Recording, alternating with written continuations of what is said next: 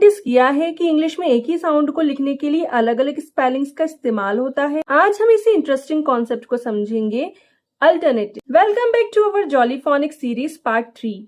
Part 1 में हमने जाना जॉली फोनिक्स क्या है और पार्ट 2 में हमने सीखे 42 sounds, blends, CVC, CCVC, vowels, tricky words और सेंटेंसेस। अब शुरू होती है हमारी अल्टरनेटिव साउंड्स की जर्नी और आज हमारा पहला अल्टरनेटिव साउंड है AI। यहाँ हम बच्चों को बताते हैं कि AI साउंड को इंग्लिश में सिर्फ एक ही तरीके से नहीं लिखा जाता, इसमें हम अलग अलग स्पेलिंग पैटर्न से रिप्रेजेंट कर सकते हैं।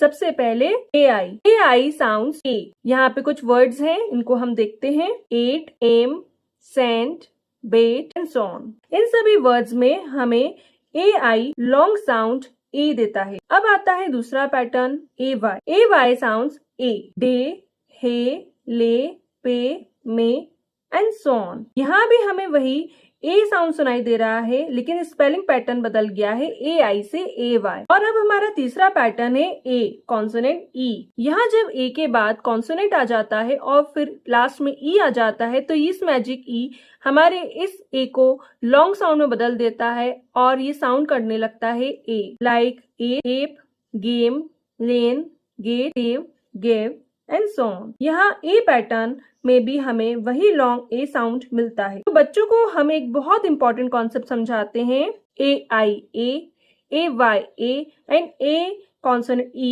A। यानी साउंड एक है लेकिन उसे लिखने के पैटर्न्स अलग अलग हैं और यही हमारे अल्टरनेटिव साउंड का कॉन्सेप्ट है। हम बच्चों को केवल वर्ड्स याद नहीं कराते बल्कि उन्हें ये समझाते हैं कि साउंड सुनो, स्पेलिंग पैटर्न्स पहचानो, वर्ड्स पढ़ो और सही स्पेलिंग लिखो। यही फोनिक्स की खूबसूरती है। बच्चे वर्ड्स को रटते नहीं, उनके पीछे का लॉजिक समझते हैं। अगर आपको ये हमारा पार्ट यूजफुल लगा हो तो लाइक करें, शेयर करें और ऐसे ही फोनिक्स लर्निंग वीडियोस के लिए हमारे इंस्टाग्राम चैनल को फॉलो करना ना भूलें और हमारे यूट्यूब चैनल को सब्सक्राइब जरूर करें। Stay connected with Edogenius kids academy, क्योंकि यहाँ हम सिर्फ रीडिंग नहीं सिखाते, हम बच्चों को रीडिंग का लॉजिक समझाते हैं। Thank you so much.